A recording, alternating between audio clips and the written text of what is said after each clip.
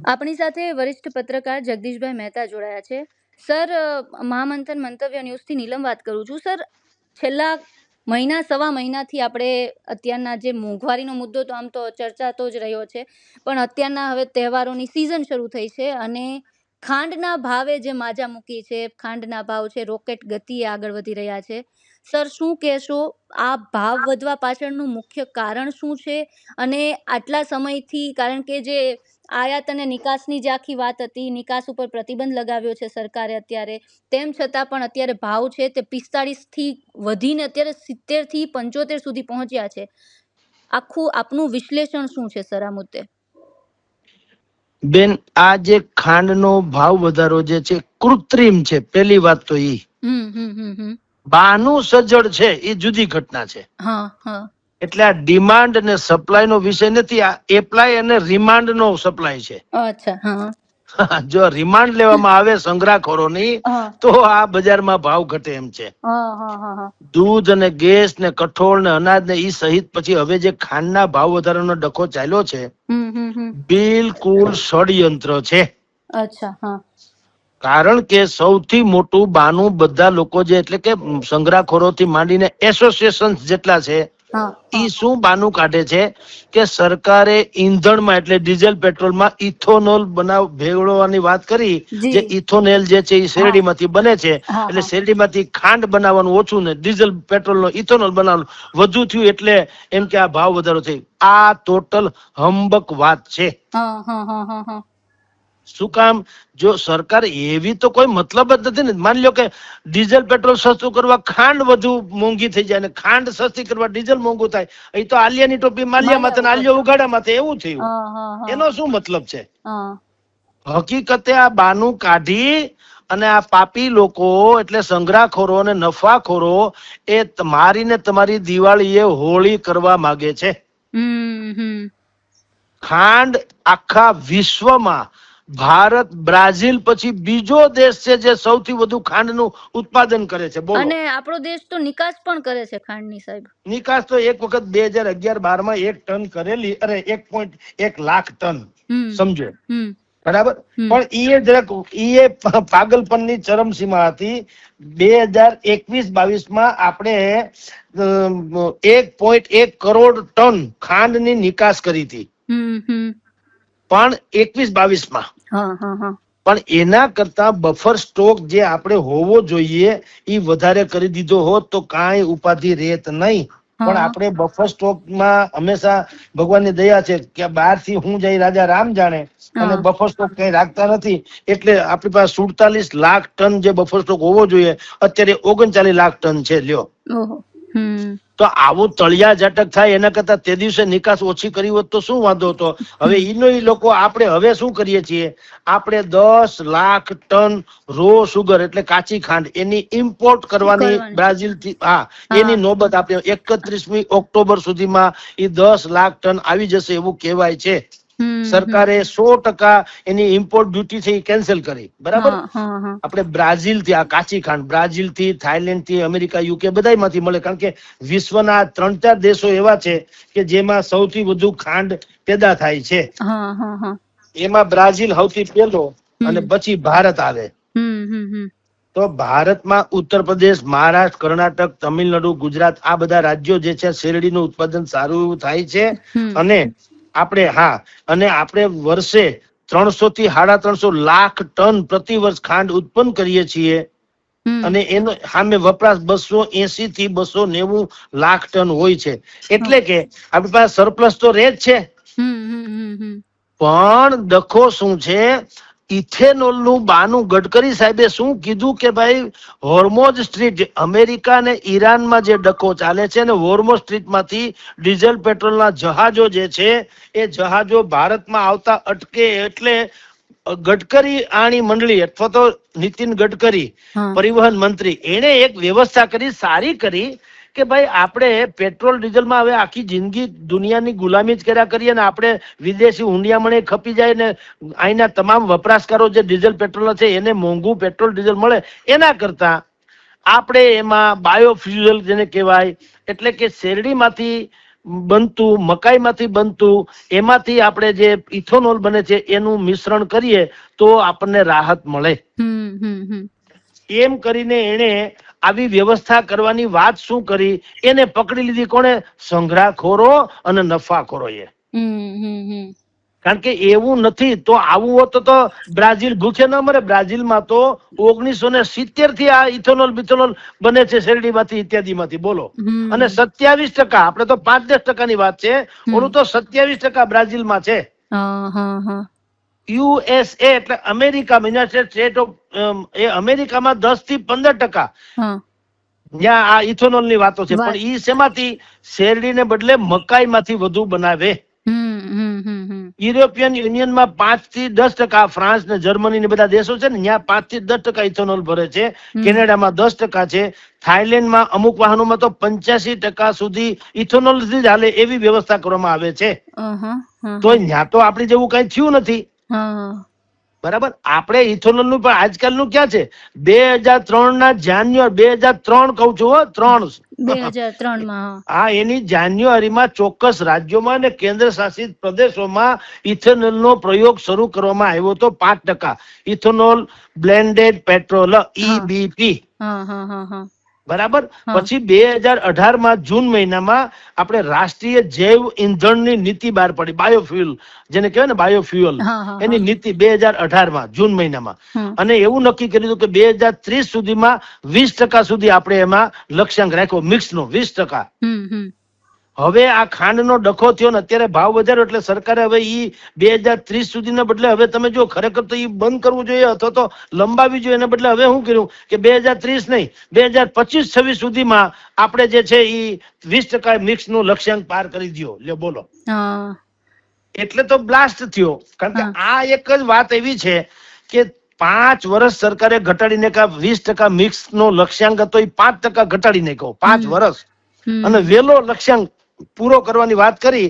એટલે આપણે ત્યાં જે શેરડી ઉગાડનારા રાજ્યો છે, ઉત્તર પ્રદેશ, મહારાષ્ટ્ર, કર્ણાટક, તામિલનાડુ, ગુજરાત, ઈ બધાયમાં આ જે મલાઈ તારવનારા જે છે ને એ લોકો ચડી બેઠા અને એને સંગ્રહ કરી લીધા. ખબર જ છે કે ખાંડ હવે મોંઘી થવાની. અને તમારી ને આપણે તો બેન ચા પાણીમાં કે મીઠાઈમાં ખાંડ નાખતા હોઈએ છીએ, પણ મોંઘવારી જે અત્યારે થઈ રહી છે કોને કારણે થઈ રહી ખબર છે? આપણે આપણા દેશમાં એવી કેટલીય કંપનીઓ જે છે જેને મહિને 10 ટન થી વધુ ખાંડ જોઈએ છીએ.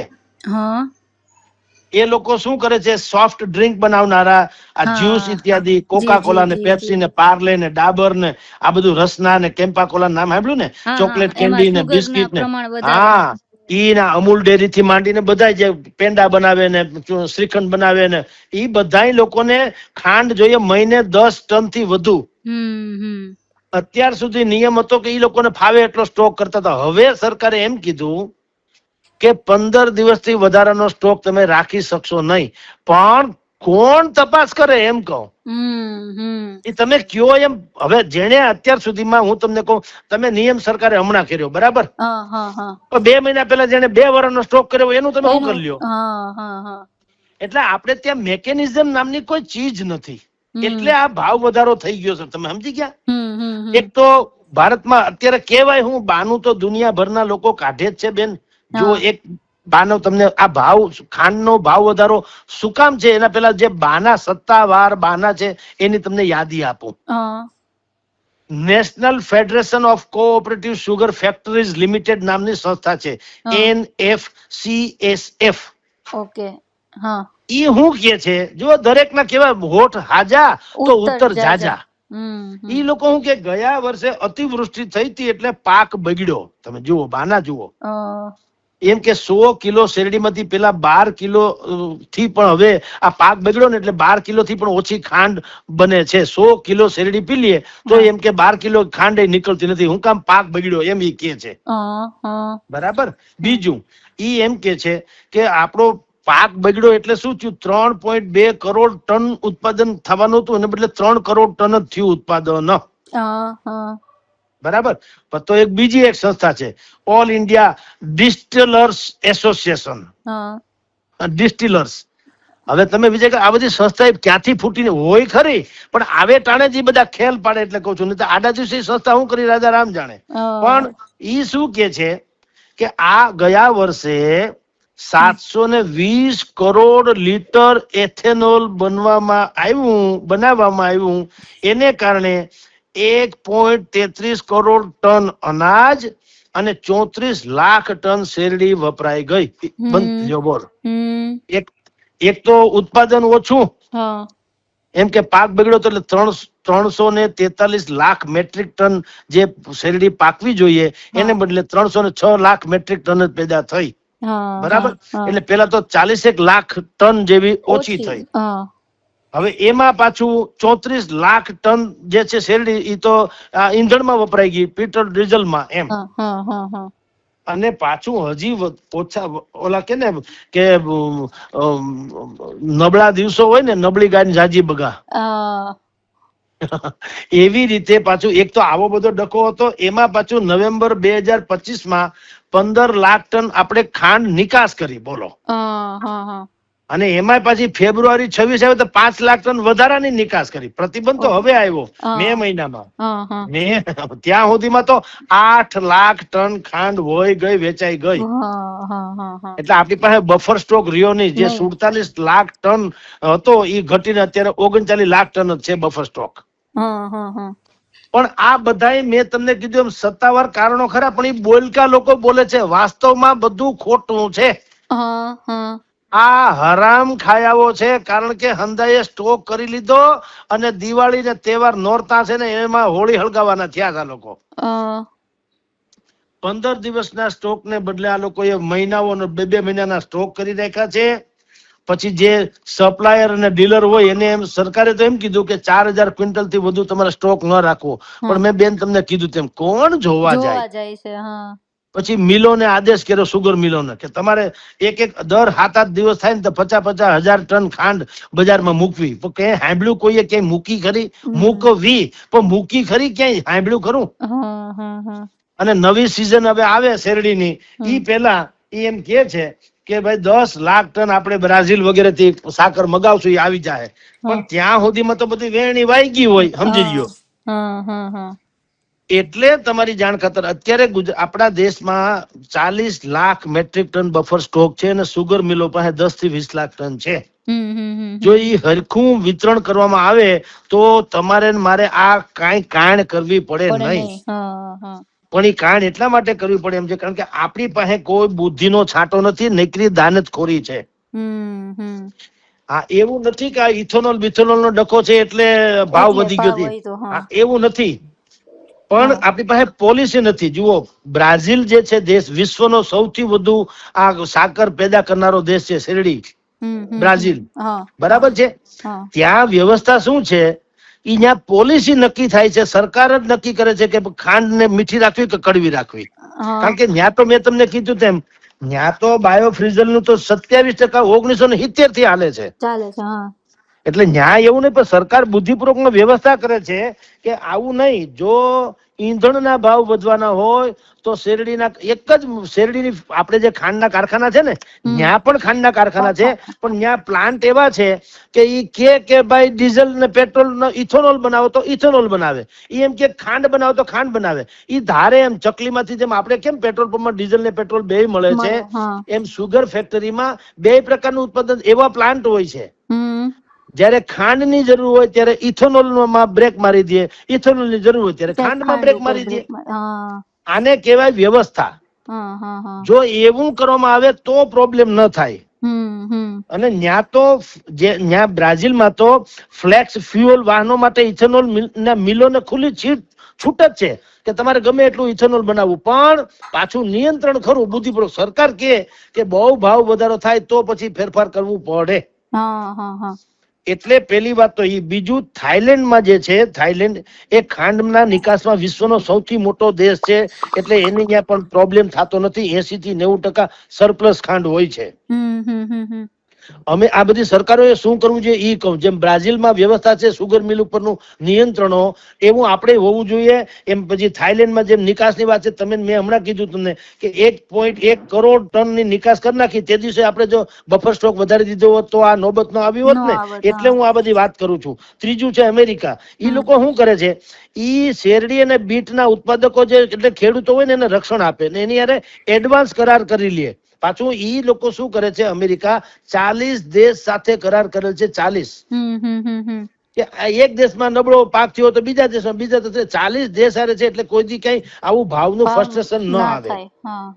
અને યુરોપના દેશો જે જર્મની, ફ્રાન્સ ઇત્યાદિ દેશો છે, ત્યાં તો આપણી જેમ નથી પાગલ, પણ શેરડી માંથી જ બનાવું. ઈ તો મકાઈ માંથી બનાવે ને બીટ માંથી પણ ખાંડ બનાવે. બીટ એમાંથી ખાંડ બનાવે. બોલો, ખાલી શેરડી માંથી જ નહીં.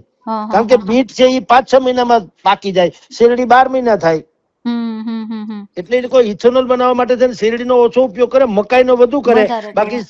બાકી ખાંડ બનાવે બીટ માંથી. સમજ્યા? એટલે અને પાછી વ્યવસ્થા કેવી હોય છે, ધારો કે ફ્લેક્સિબલ સુગર મિલો જે છે બ્રાઝિલ, અમેરિકા, યુરોપ બધીની વાત કરું છું. એમાં એક જ પ્લાન્ટમાં મેં તમને કીધું સાકર ને ઇથેનોલ બે બનતું હોય. માંગ અને પુરવઠાના આધારે બધું થાય. પછી રો મટીરિયલ જે છે અમેરિકામાં શું થાય, ઇથેનોલ માટે 95% મકાઈ માંથી બનાવે, સાકર માંથી નહીં. યુરોપના દેશો શેરડીને બદલે બીટ એટલે સુગર બીટ એમાંથી બનાવે ઇથેનોલ. અને પાછું મિશ્રણની જે ટકાવારી છે બધી, એમાં સરકારી નિયંત્રણ હોય. ક્યારેક 27%, ક્યારેક 32%, એ બધું બદલાય કરે જેવી જરૂરિયાત એમ બજારમાં. પછી બફર સ્ટોક પણ સાકરનો ભયંકર કરી રાખે. બ્રાઝિલ, અમેરિકા, યુરોપની વાતો કરું છું. બફર સ્ટોક કરી રાખે. અને માર્કેટમાં વેપારીઓ અને મિલોની હારે ઈ ફ્યુચર કોન્ટ્રાક્ટ એટલે ભવિષ્યના કોન્ટ્રાક્ટ કરી રાખે. એટલે કે આગામી 2-5 વર્ષના. અને ત્યારે ને ત્યારે ભાવ પણ નક્કી કર્યું હોય. સાકરના ભાવ એડવાન્સમાં નક્કી થઈ જાય કે ભાઈ અત્યારે ધારો કે 2026 ની ઓગસ્ટ મહિનો હાલે છે ભારતમાં, તો 27, 28, 29 એમ 3 વર્ષના એડવાન્સ સાકરના ભાવ નક્કી કરીને એવા સોદા થાય ફ્યુચર કોન્ટ્રાક્ટ.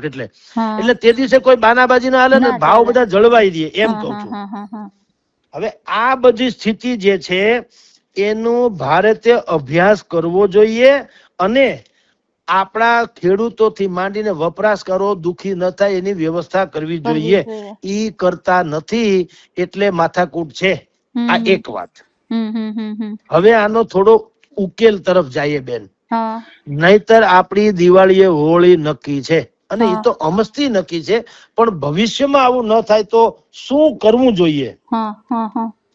જુઓ, અમૂલ ડેરી તો હજી નફો થોડોક એના વપરાશકારો એટલે કે પશુ ઉત્પાદકોને માટે વાપરે છે, ઠીક છે. તમામ દલાલો, માર્કેટિંગ યાર્ડો, મોટા વેપારીઓ, જથ્થાબંધ વેપારીઓ, સ્ટોકિસ્ટ જેને કહેવાય, આ બધાએ હવે એક વ્યવસ્થા વિચારવી પડશે કે તમે મૂળ ઉત્પાદકો અને વપરાશકારો આ બે વર્ગને જો નફો વેચતા નહીં રહ્યો તો તમારું લાંબુ હાલશે નહીં. સર, આમાં વાત એ છે ને કે ખેડૂતોને જે શેરડી પકવતા ખેડૂતો છે એની હાલત પાછી દયનીય છે. હું એ જ વાત કરું છું બેન. આપણે અહીંયા અઠવાડિયા પહેલા રાજકોટમાં રાજકોટ ડેરી જે સંસ્થા છે રાજકોટ ડેરી, એની સભા મળી હતી. એમાં તમને આપણે બધાએ સાંભળ્યું, જયેશભાઈ રાદડિયા હતા ને ભાઈ પરસોત્તમ રૂપાલા હતા ને ગોરધનભાઈ ધામેલિયા ચેરમેન છે. એને શું કર્યું, ઈ જે કર્યું ને ઈ બધાએ કરવાની જરૂર છે. રાજકોટ ડેરીએ 90 કરોડ રૂપિયાનો નફો કર્યો. એમાંથી 75 કરોડ રૂપિયા સીધું 52,800 એના જે પશુપાલક, એના જે મૂળ ઉત્પાદકો, તમે જે કીધું શેરડીના ઉત્પાદકોની મુશ્કેલી, આ દૂધ આવે છે ડેરીમાં ક્યાંથી? પશુપાલકો પાસેથી ને. તો રાજકોટ ડેરીના 52,800 જેટલા જે પશુપાલકો દૂધ મોકલે છે, ઈ 90 માંથી 75 કરોડ નો એક જ બટન જીતુભાઈ વાઘાણીએ દબાવ્યું અને સૌના ખાતામાં વયા ગયા પૈસા. હું તમને જે કહું છું આ જ છે બેન, કે સહકારી નામ જે છે સહકારી, ઈ નામને સાર્થક કરવું હોય તો જ આગળ બધું હાલશે. નહીતર બાકી સરકારના ભરોસે કે બીજે બધે રહ્યો તો માથાકૂટ જ રહેવાની. હું તમને કહું બેન, રાજકોટ ડેરીએ જેમ કર્યું એમ તમારી જાણ ખાતર રાજકોટમાં અત્યારે 600 થી 700 જેટલી ડેરી છે અને એનું એક એસોસિએશન છે. એના અગ્રણી એટલે કે નેતા જે છે મેઇન જે છે વીપી વૈષ્ણવ, જે ચેમ્બર ઓફ કોમર્સ માં રહી ચુક્યા છે, બરોબર, બહુ નોલેજેબલ પર્સન છે. એ 600-700 ડેરી વાળા બધા કે છે કે ભાઈ ખાંડનો ભાવ વધી ગયો છે, 45 રૂપિયાથી 70 રૂપિયાની આળે ગાળે પહોંચી ગયો છે, એટલે તમે અમને ભાવ વધારવાનું કયો, એમ કે વધારવાની છૂટ આપો એમ, બરાબર. પણ તમારી જાણ ખાતર આ લોકોએ એટલે વીપી વૈષ્ણવ કે છે કે હજી તમે જાળવા જાવ, લગભગ ભાવ વધારવાની ઈ ફેવરમાં નથી. શું કામ? ઈ એમ કે છે કે ભલા માણસ આપણે મીડિયેટર છીએ, એટલે કે માધ્યમ છીએ વપરાશકારો અને ઉત્પાદકો વચ્ચે, બરાબર. એટલે એને કીધું કે ભાવ 50 રૂપિયા જયારે ખાંડના ભાવ હતા, વીપી વૈષ્ણવે મને કીધેલી વાત છે કે ખાંડનો ભાવ કિલોનો 50 હતો, ત્યારે પણ પ્રોડક્શન ઇથોનોલ ને આ બે વાત તો હતી જ તે. તો આ વી પછીનો વધારો અત્યારે શેનો આવી ગયો? ઈ ભાવ વધારો 15-20 દિવસમાં જે આવ્યો, ઈ તહેવારોમાં ગળા કરવા, ગામને કાપી લેવાના, અમે ખાઈ જવું, ઈ જે દાનતખોર લોકો, સંગ્રહખોરો જે છે, એની મેલી મુરાદનું પરિણામ છે.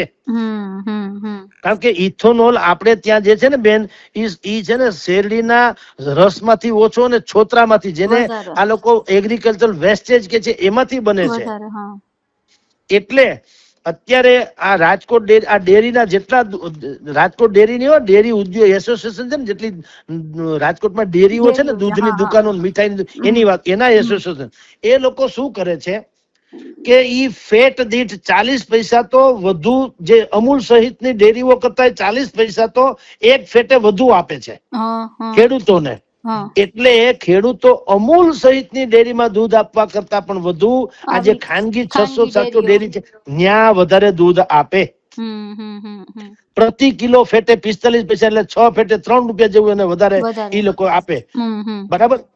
ઓલા લોકો 8 રૂપિયા ને 40 પૈસા આપતા હોય સહકારી ડેરીઓ, તો 8 ને 85 પૈસા આ લોકો આપે, બોલો. એટલે એને શું કર્યું? ખેડૂતોનું હિત જોયું, પશુપાલકોનું, બરાબર.